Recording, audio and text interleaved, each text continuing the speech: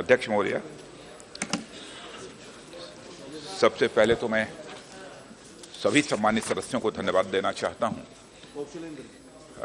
कि इस बिल पर उन्होंने अपने बहुत ही महत्वपूर्ण सुझाव दिए हैं और जिन सदस्यों ने इसमें पार्टिसिपेट किया है चर्चा में, चाहे वो हमारे रामचंद्रन जी हों, चाहे अधीर रंजन जी चौधरी, तो हमारे तोटा नरसिम्हन जी, सौगत राय जी, राजमोहन जी रेड्डी और अरविंद सावंत जी, जयप्रकाश जी यादव और हमारे कौशलेंद्र जी और मोहम्मद सलीम साहब, बहुत ही सबने महत्वपूर्ण विचार व्यक्त किए और मैं आभार भी व्यक्त करना चाहता हूं सबके प्रति कि कुछ सुझावों के साथ अंत में सबने कहा कि हम इस बिल को अपना समर्थन देते हैं। और मैं यह बात स्पष्ट कर देना चाहता हूं कि इस बिल को कभी भी जाति, धर्म अथवा मजहब के दायरे में बांटकर नहीं देखना चाहिए। यह बिल केवल उन्हीं लोगों के लिए नहीं है जो कि भारत और पाकिस्तान के बीच जब युद्ध हुआ था तब वह भारत छोड़कर पाकिस्तान चले गए थे, बल्कि चाइना के साथ जब भी भारत का युद्ध हुआ था उस समय भी जो चाइनीज नेशनल्स भारत को छोड़कर चाइना चले गए थे, उनकी प्रॉपर्टी का भी मामला इस बिल में शामिल है और इस बिल में उसका हम लोगों ने पूरी तरह से कॉग्निजेंस लिया है। वैसे सम्मानित सदस्यों ने बहुत सारी बातें कही हैं, बहुत ज़्यादा मैं विस्तार में उसके नहीं जाना चाहूँगा, लेकिन एक बात जो बार बार माननीय सदस्यों के द्वारा उठाई गई है अध्यक्ष महोदय, क्या जरूरत पड़ी है 5 बार इस एनिमी प्रॉपर्टी से संबंधित यह बिल लाने की, इस पर ऑर्डिनेंस जारी करने की, एनिमी प्रॉपर्टी से संबंधित। और उन्होंने कहा कि अब तक की हिस्ट्री में कभी ऐसा नहीं हुआ है। मैं यहाँ पर यह स्पष्ट करना चाहता हूँ कि अध्यक्ष महोदय, ये इसके पहले भी चाहे द डिपॉजिटरीज ऑर्डिनेंस रहा हो अथवा इंडस्ट्रियल डिस्प्यूट्स अमेंडमेंट ऑर्डिनेंस रहा हो अथवा the employees provident funds and miscellaneous provisions amendment ordinance रहा हो, चाहे the building and other construction workers ordinance रहा हो, यह सब सारे ऑर्डिनेंसेस 1 बार 2 बार नहीं बल्कि 4 बार जारी हुए हैं।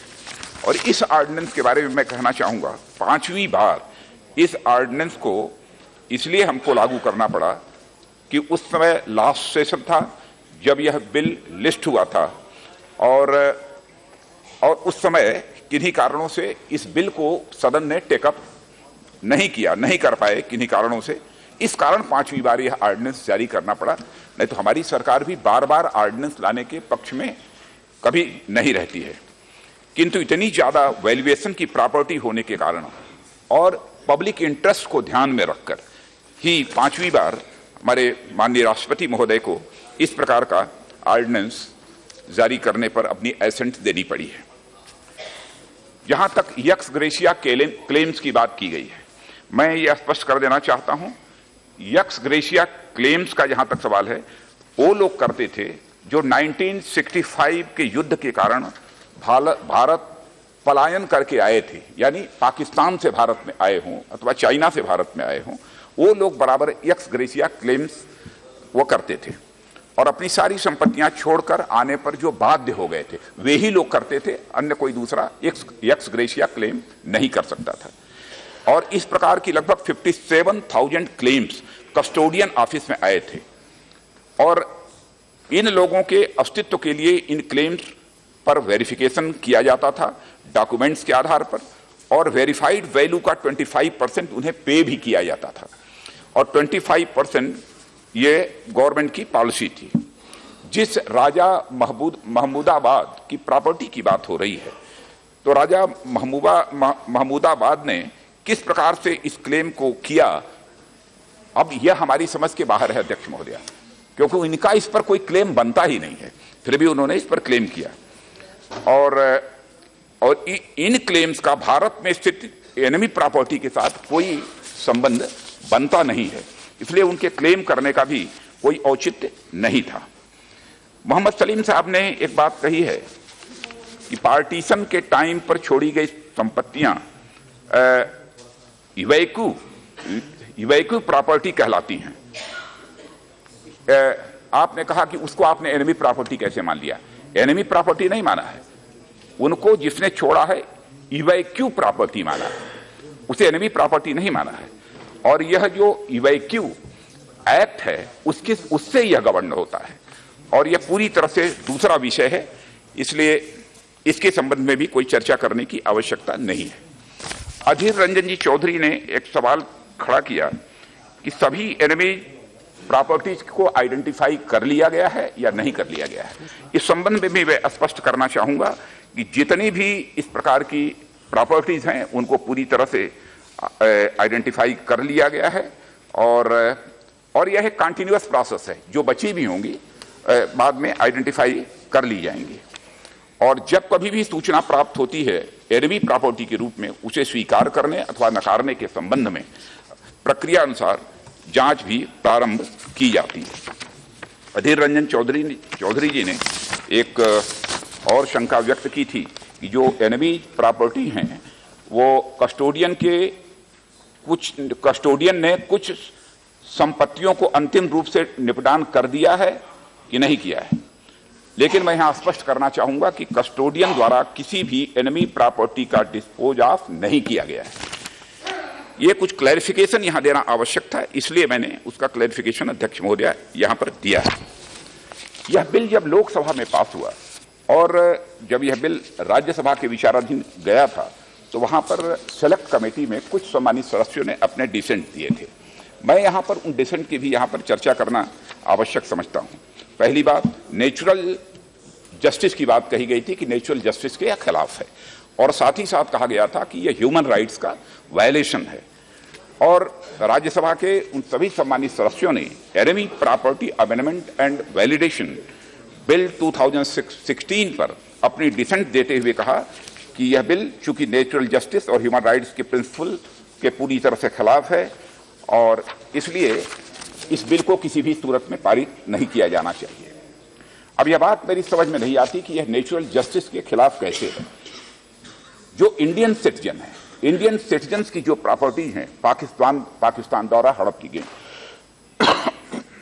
वह तो भारत के सिटीजन्स को या उनके जो भी उत्तराधिकारी हैं वापस नहीं कर रहा है। और मैं समझता हूं कदाचित यह नेचुरल जस्टिस तो यही होगा कि पाकिस्तानी नागरिकों की जो संपत्तियां हैं उनको या उनके उत्तराधिकारियों को वापस नहीं दी जाए। यह कैसे कहा जा रहा है? उन्होंने तो अपनी सारी संपत्ति को डिस्पोज ऑफ कर दिया, और यहां पर यह कहा जा रहा है कि उनको जो है वापस किया जाना चाहिए। तो मैं समझता हूं कि यह नेचुरल जस्टिस के सर्वथा खिलाफ होगा अध्यक्ष महोदय। इसी प्रकार ह्यूमन राइट्स वायलेशन की बात कही गई है कि इसमें ह्यूमन राइट्स का वायलेशन हो रहा है। यह भी हमारी समझ के परे है। कैसे ह्यूमन राइट्स का वायलेशन हो रहा है? यह सारी प्रॉपर्टीज एनिमी और एनिमी के हेयर्स माने एनिमी के जो उत्तराधिकारी हैं उनकी थी। अब भारत सरकार की वह कस्टडी में है, कोई अन्य तो इसका मालिक नहीं हो सकता है। अगर कोई किराएदार अवैध रूप से किराएदार है तो मिल्कियत भारत सरकार की हो या किसी अन्य की, उसे किराएदार को कोई फर्क नहीं पड़ता। उस किराएदार पर भी जो भी नियम लागू हुआ, टेनेंसी एक्ट, टेनेंसी रूल्स, यह सब सारे प्रोविजंस उसके ऊपर लागू होंगे। अतः किसी भी भारत के नागरिक का कोई हक इसमें नहीं छीना जा रहा है। यह पूरी तरह से इस संबंध में क्लैरिटी होनी चाहिए, किसी को इस संबंध में संदेह नहीं करना चाहिए। बस शर्त यह है कि वह दुश्मन या दुश्मन का उत्तराधिकारी न हो, यानी एनिमी न हो और एनिमी का हेयर न हो, उत्तराधिकारी न हो। दूसरा डिसेंट जो था अध्यक्ष महोदय, यहां पर राइट टू इक्वलिटी, यह वक्त राइट टू इक्वलिटी को यहां नहीं मान रही है सरकार। उस संबंध में कहना चाहूंगा कि डिसेंट नोट में इन वर्तमान संशोधनों को आर्टिकल 14 के विरुद्ध बताया गया है और कहा गया है आर्टिकल 14 के अंतर्गत रीजनेबल क्लासिफिकेशन जायज है। इस बिल के प्रोविजंस सारे एनिमी प्रॉपर्टीज पर समान रूप से लागू होते हैं तथा एक एनिमी प्रॉपर्टी से दूसरी एनिमी प्रॉपर्टी के बीच किसी भी प्रकार का भेदभाव अथवा पक्षपात नहीं होता है। एनिमी प्रॉपर्टी की एक अलग श्रेणी की भी एक संपत्ति है एवं ऐसी संपत्ति पर ही न केवल यह संशोधन बल्कि 1968 का कानून भी इस पर लागू होता है। इसी प्रकार यह प्रोविजन एनिमी सब्जेक्ट के सारे लीगल हेयर्स और सक्सेसर पर समान रूप से लागू होता है और एनिमी के लीगल हेयर्स की नेशनलिटी पूर्णतः इररिलेवेंट है, अप्रासंगिक है, ऐसा मैं मानता हूं। इस बिल में ऐसा भी प्रोविजन है कि यदि कोई प्रॉपर्टी एनिमी प्रॉपर्टी न होते हुए भी गलती से यदि वेस्ट हो जाए कस्टोडियन के पास, तो वह उसे वापस कर दी जाएगी। यह प्रोविजन भी इसमें किया गया है। अतः यह विवाद कि बिल के प्रोविजंस भारत संविधान के आर्टिकल 14 के ये खिलाफ हैं, मैं समझता हूं कि ऐसा कहना कदापि उचित नहीं होगा। बल्कि इसके विपरीत अध्यक्ष महोदया, मैं यह मानता हूं कि यह बिल एक ऐसे मामले को पूरी तरह से रोक देता है, यानी उस पर बिल समाप्त कर देता है जो कई अरसों से पेंडिंग में पड़े हुए थे, तथा जिसके संबंध में डिसीजन बहुत पहले, और मैं समझता हूं कि 2010 का जो बिल था, बिल के समय तो कम से कम इसे हो ही जाना चाहिए था। मैं यहां पर डिसेंट नोट तीसरा जो है उसकी चर्चा करना चाहूंगा अध्यक्ष महोदय।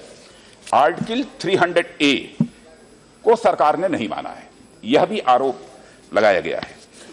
लेकिन इस आर्टिकल के बारे में कहता हूं कि आर्टिकल 300A यह कहता है कि no person shall be deprived of his property save by authority of law. शत्रु संपत्ति को तो कस्टोडियन के हवाले कानून की अथॉरिटी से ही किया गया है, अन्यथा नहीं किया गया है। पहले डिफेंस ऑफ इंडिया एक्ट और रूल्स के तहत और तत्पश्चात 1968 के कानून के अनुसार अब भी हाउस के सामने जो अमेंडमेंट है वह भी जो लीगल प्रोविजंस हैं उन लीगल प्रोविजंस को करने के लिए ही है। अतः कानून की परिधि के बाहर किसी भी संपत्ति, भले ही वह शत्रु की भी हो, उसको न तो लिया गया है और न ही बिना कानून के कोई डिस्पोज ऑफ करने का इरादा सरकार का है। इसे भी मैं स्पष्ट करना चाहता हूं। और जहां तक एनिमी के उत्तराधिकारी, सक्सेसर और हेयर का सवाल है, उसके संबंध में मैं स्पष्ट करना चाहता हूं कि इस बिल का जो पर्पस है वह एनिमी प्रॉपर्टी एक्ट 68 के लीगल एस्पेक्ट्स को क्लैरिफाई करना, उसको स्पष्ट करना, यह इसका उद्देश्य है। एनिमी प्रॉपर्टी एक्ट 1968 के प्रोविजंस के अनुसार एनिमी सब्जेक्ट की मृत्यु के बाद भी वह एनिमी प्रॉपर्टी जो उस एनिमी सब्जेक्ट द्वारा धारित थी, यानी उसके पास थी, एनिमी प्रॉपर्टी ही रहेगी और कस्टोडियन में वेस्टेड रहेगी। एनिमी सब्जेक्ट की मृत्यु के कारण एनिमी प्रॉपर्टी का कोई कलर बदल नहीं जाता है, और यदि इस बदलाव की अनुमति होती तो मैं समझता हूं कि एनिमी प्रॉपर्टी का कंसेप्ट ही अपने आप में व्यर्थ हो जाता। अतः वर्तमान जो अमेंडमेंट है जो पेश किया गया है, केवल मात्र इस बात को स्पष्ट करता है कि उत्तराधिकार का कानून एनिमी प्रॉपर्टी पर लागू नहीं होता है। मैं 2010 के सेकंड बिल जो पार्लियामेंट्री स्टैंडिंग कमेटी को रेफर हुआ था, उसकी रिपोर्ट के एक अंश का रेफरेंस देना चाहूंगा जो पूरे प्रकरण के बारे में पूरी तरह से एक प्रकार का क्लैरिफिकेशन है। The standing committee had also noted the opinion of Sri Ram Jethamalani that, and here can only get what the propositors had. When a person is dead, his heir gets what he owned. Even if he is Indian citizen and heir of his father, he gets what his father had. But if the father didn't have the property belonged to Indian nation, heir gets zero. The standing committee had strongly felt that enemy property worth crores of rupees should not go in the hands of those who do not have any legitimate claim over those enemy property. और बहुत सारे members ने इस कानून के जो retrospective application के बारे में भी अपनी आपत्ति जाहिर की है। उस संबंध में भी मैं यहां पर स्पष्ट करना चाहूंगा कि पार्लियामेंट और स्टेट लेजिस्लेचर को कानून बनाने का अधिकार संविधान के द्वारा आर्टिकल 245, 46 और 48 के द्वारा पूरी तरह से यह प्रदत्त है, और कानून के रेट्रोस्पेक्टिव एप्लीकेशन के अधिकार भी इसी में सम्मिलित भी है। एकमात्र लिमिटेशन संविधान के आर्टिकल 20 के क्लॉज 1 में है, जिसके तहत रेट्रोस्पेक्टिव पेनल लॉ नहीं बनाया जा सकता। सुप्रीम कोर्ट ने भी अपने कई जजमेंट्स दिए हैं। अपने कई जजमेंट्स में सुप्रीम कोर्ट ने भी इस रेट्रोस्पेक्टिव एप्लीकेशन ऑफ लॉ को जस्टिफाई किया है, इसको सही ठहराया है। मैं इसके कुछ उदाहरण देना चाहता हूं यहां। Bhubaneswar Singh versus Union of India 94, Bakhtawar trust versus MD Narayanan ये 2003, Tikaram versus state of UP 2009, state of Bihar versus Bihar pensioner Samaj 2006 और Virendra Singh Hooda versus state of Haryana 2004। कई केसेज ऐसे हैं। इसके अतिरिक्त कुछ अन्य ऐसे कानून हैं जिनको रेट्रोस्पेक्टिव इफेक्ट दिया गया है और सुप्रीम कोर्ट ने उन्हें सही भी ठहराया है। Coal mines nationalisation laws amendment ordinance and act 1986, दूसरा Bihar state government employees revision of pension, family pension and death cum retirement gratuity validation and enforcement act 2001, Bangalore City Planning Area Zonal Regulation Amendment and Validation Act 96। अध्यक्ष महोदय, यहाँ पर इसी प्रकार इस bill में कोई भी ऐसा प्रोविजन नहीं है, इसे मैं स्पष्ट करना चाहता हूँ कि ऐसा कोई प्रोविजन यहाँ नहीं है जहाँ कहा गया हो कि यह बिल जुडिशियल स्क्रूटनी से परे है, क्योंकि यह बात पिछली बार भी आई थी और एक सदस्य ने केवल कहा, आज तो अधिकांश सदस्यों ने स्वीकार किया कि जुडिशियल स्क्रूटनी का प्रोविजन किया गया है और उसका स्वागत भी किया है। यहां तक कि कस्टोडियन के आदेशों के विरुद्ध उच्च न्यायालय में अपील करने का प्राविधान भी इसमें किया गया है और इसके लिए एक नया सेक्शन 18C इसमें इंसर्ट किया गया है। अतः मैं इस संपत्ति के ऐतिहासिक पृष्ठभूमि के संबंध में भी अध्यक्ष महोदय बतलाना चाहूंगा। राजा मोहम्मद अमीर मोहम्मद खान, यानी जिनको राजा महमूदाबाद कहते हैं, की चर्चा बार बार आई है। मैं यहाँ सेलेक्ट कमेटी के समक्ष उत्तर प्रदेश सरकार द्वारा 2011 में एक एविडेंस जो दिया गया था, उस एविडेंस का एक पार्ट केवल सदन को सुनाना चाहता हूँ। उसमें कहा था 1857 के स्वतंत्रता संग्राम को अंग्रेजों ने म्यूटिनी नाम दिया था। इस संग्राम को ईस्ट इंडिया कंपनी ने कुछ इंडिविजुअल्स की मदद से रथलेसली सप्रेस कर दिया। अंग्रेजों ने सारी जमीनें अपने कब्जे में ले ली और ऐसा प्रस्ताव रखा कि जिन लोगों ने इस संग्राम को दबाने में उनकी एक्टिवली मदद की, उन्हें वो तालुका दे दिया जाए। ऐसे भारतीयों ने जो अंग्रेजों के लायल थे, जिन्होंने भारतीय स्वतंत्रता सेनानियों के विरुद्ध अंग्रेजों की मदद की थी और ब्रिटिश पैट्रोनेज इंजॉय करने के इच्छुक थे और तालुकदार बनना चाहते थे, उन्होंने सनद कबूलियत नाम से एक बॉन्ड एग्जीक्यूट किया। इसका अर्थ यह था कि उन्हें ब्रिटिश गवर्नमेंट के प्रति गुड फेथ, लॉयल्टी, जील और अटैचमेंट प्रदर्शित करना अति आवश्यक था और उसे परफॉर्म करते रहना पूरी जिंदगी यह भी आवश्यक था। किसी भी समय इसका किसी भी तरह से उल्लंघन उनके अधिकार और टाइटल को खत्म कर देता। बट जो लोग ये कहते हैं कि यदि उनका कोई वारिस यहां आ गया तो वह क्यों नहीं क्लेम कर सकता है, उस संबंध में मैं समझता हूं कि यह पार्ट जो मैंने यहां पर पेश किया है उसका जवाब उससे मिल जाएगा। और राजा मोहम्मद आमिर मोहम्मद के पूर्वज राजा मोहम्मद आमिर हसनन खान ने इस तरह का सनद साइन कर तालुकदारी राइट एक्वायर की थी। उनका नाम तालुकदारों की जो सूची है उसके 86 यानी 86वें नंबर पर आज भी दर्ज है। चूंकि राजा मोहम्मद आमिर मोहम्मद के पिता यानी राजा महमूदाबाद के पिता पाकिस्तान माइग्रेट कर गए थे और वहां के नागरिक बन गए थे, यहां तक कि उन्होंने एनिमी कंट्री में प्रॉपर्टी भी एक्वायर कर ली और यूनियन ऑफ इंडिया के विरुद्ध उन्होंने बहुत सारे, एक शत्रु जैसा व्यवहार करता है वैसा व्यवहार भी उन्होंने किया था। यहां यह भी मैं अध्यक्ष महोदय आपको बतलाना चाहूंगा कि इंडिपेंडेंस ऑफ इंडिया एक्ट 47 में ब्रिटिश गवर्नमेंट शब्द को यूनियन ऑफ इंडिया और स्टेट से सब्स्टिट्यूट किया गया। इस प्रकार जब राजा मोहम्मद आमिर मोहम्मद खान के पिता देश के एनिमी हो गए तो तालुकदारी प्रॉपर्टी में उनके सभी राइट्स ऑटोमेटिकली खत्म हो जाते हैं और उनके पुत्र राजा मोहम्मद आमिर मोहम्मद खान यानी राजा महमूदाबाद का तालुकदारी प्रॉपर्टी में कोई हक अब बनता ही नहीं है। इस प्रकार इस प्रकार बिल नंबर 125/2010 अल्ट्रा वायरस अथवा प्रोविजंस ऑफ लॉ के सर्वथा विरुद्ध है।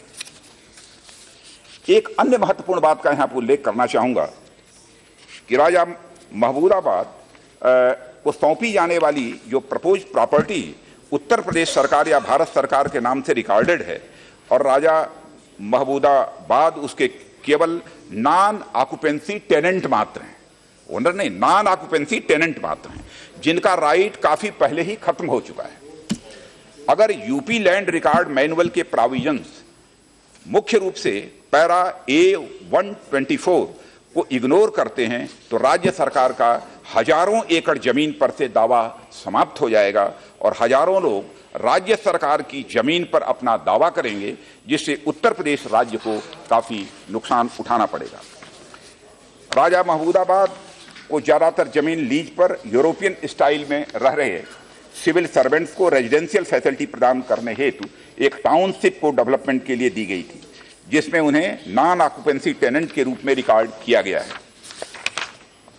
और ये जो उत्तर प्रदेश गवर्नमेंट ने जो कुछ भी बातें कही थी उस समय एविडेंस के रूप में, उन सब सारी चीजों का मैंने यहां पर अध्यक्ष महोदय उल्लेख किया है। इसलिए बिल नंबर 124 ऑफ 2010 के सेक्शन 18(1) एंड 18B(1)(2) के प्रोविजंस के अनुसार भी उनका कोई राइट या ओनरशिप नहीं बनती है। इससे यह स्पष्ट है कि तालुकदारी की ऐतिहासिक भूमिका, जिसे सनद कबूलियत के नाम से जाना जाता है, प्रधानतः उन लोगों के लिए थी जिन्होंने सक्रिय रूप से 1857 के भारतीय स्वतंत्रता संग्राम के विरुद्ध अंग्रेजों की मदद की थी। अंग्रेजी सरकार ने इन आजादी विरोधी व्यक्तियों को ही तालुकदार माना था। यह तालुकदारी इन व्यक्तियों की अंग्रेजी सरकार के प्रति जो एक वफादारी थी, उनके प्रति जो निष्ठा थी, प्रतिबद्धता थी, उसी की एक पहचान मात्र है। मैं नहीं समझता कि सदन में कोई भी माननीय सदस्य ऐसी संपत्ति के पक्ष में होगा, मेरी यह निश्चित धारणा है। अतः सभापति महोदय, मैं समझता हूं कि ऑब्जर्वेशन हमारे जो भी माननीय सदस्यों के थे लगभग उन सभी पर मैंने अपने विचार व्यक्त किए हैं और अब मैं सभी सम्मानित सदस्यों से यह विनम्रतापूर्वक अनुरोध करूंगा, कृपया वह इस बिल को पारित करने की कृपा करें।